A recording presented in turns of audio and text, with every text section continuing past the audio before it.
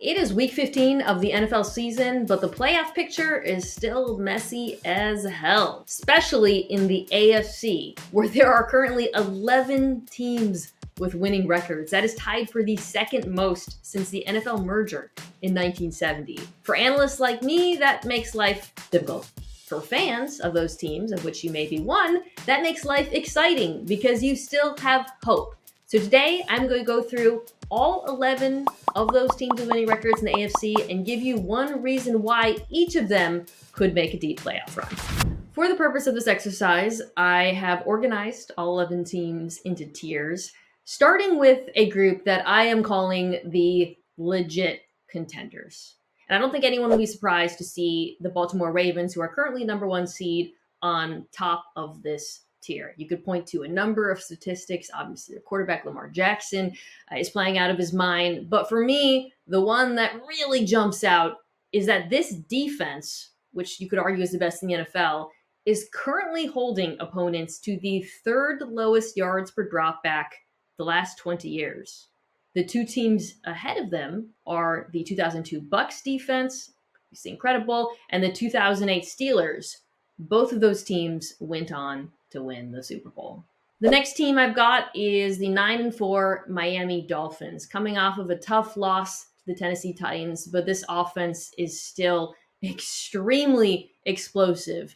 And the biggest reason why, in my opinion, is that they have the best wide receiver in football. Here's a number that blows my mind. Tyreek Hill is currently averaging 4.34 yards per route run, which is a metric I really like because it highlights not only how productive a wide receiver has been, but also how much they're being thrown to. In his case, both numbers are a lot. That would be on pace to break NFL records. It would be the most ever. The second most, well, that was also Tyreek Hill. Okay, next I've got the 8-5 Kansas City Chiefs. As you remember, the premise here is one reason why this team could make a deep playoff run. Well, you could point to a number of stats with Patrick Mahomes. He's Patrick Mahomes. I'm going to go in a little bit of a different direction, though, and highlight another wide receiver. And that is the rookie wideout, Rashee Rice, who has really emerged as the number one receiving option in this Chiefs offense. And that's important because, as you see here, Patrick Mahomes targeting Travis Kelce and Rashee Rice, well, it's a lot better than Patrick Mahomes targeting anyone else. In fact, Rice now ranks third in ESPN's yards after the catch score, which looks at how much of a receiver's production can actually be attributed to the receiver himself. Deebo Samuel is number one. That's pretty good company and bodes well for this offense as it continues down the stretch. And rounding out this tier, this might come as a surprise given the fact that they're 7-6, but the Buffalo Bills are not a normal 7-6 team. They are much better. That is reflected in their point differential, which, as you can see here, is fifth best in the entire NFL, plus 104. For comparison's sakes, the 7-6 Pittsburgh Steelers, who I'll talk about later, have a point differential of negative 40. This Bills team is much better than the record says they are.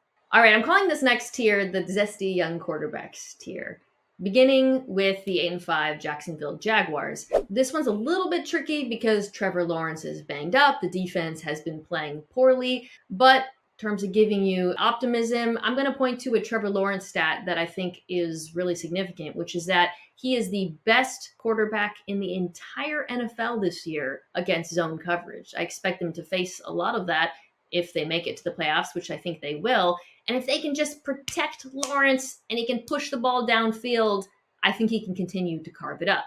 Next, we've got the Houston Texans with the likely Offensive Rookie of the Year, CJ Stroud. You could point to a number of numbers with Stroud. The one that I think makes me the most excited to watch them make a potential playoff run is how good he has been at pushing the ball downfield. On throws of 20 yards or more, he is second in QBR. He has QBR of 99 yards per attempt. He has not thrown an interception. That makes every game with the Houston Texans interesting because he is an interesting quarterback who takes calculated risks. All right, I'm calling the next tier the Sean Payton revenge tier. Talking, of course, about the Denver Broncos, who have really turned around their season for a number of reasons, one of which is, and this is the rationale I'm going to give for a playoff run, the pass rush has really come alive. Since week 7, when they started winning games, Their four-man rush, meaning when they don't blitz, has the second highest pressure rate in the NFL. They have landed on an excellent combination with Nick Bonito, Baron Browning returning from injury, Jonathan Cooper, Zach Allen's been playing well. And when they do blitz, they actually have the third highest sack rate in the NFL. Okay, the next three teams that I have tiered together have a couple of things in common. They are all in the Midwest, and they all have backup quarterbacks. In fact, one of those backup quarterbacks has won a Super Bowl before. But Joe Flacco is not the reason why Browns fans should be optimistic. He might not be elite anymore, but the defense is elite. They have a case for being the best unit in the NFL. They are holding opposing quarterbacks to the lowest QBR in football. The Bengals, on the other hand, do not have an elite defense. But they do have a backup quarterback who's kind of blacking out right now, or I guess browning out, because Jake Browning, Huskies legend, recently became the first quarterback in the history of the NFL to complete 75% of his passes for over 800 yards in his first three starts. Can he keep it up? I don't know, but we're not trying to be rational here. We're trying to come up with reasons for playoff runs.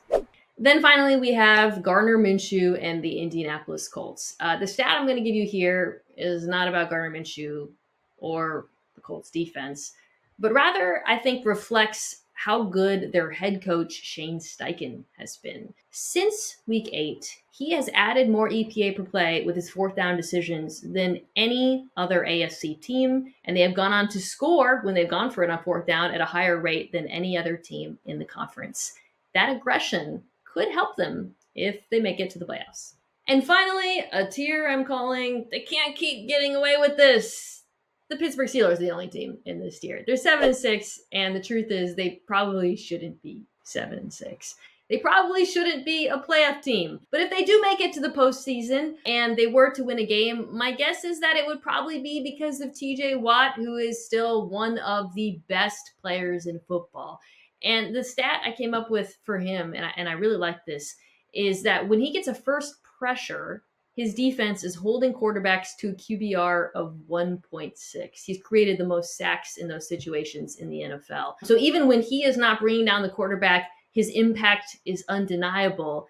And it would have to be, frankly, for this team to win in the postseason. And there you have it.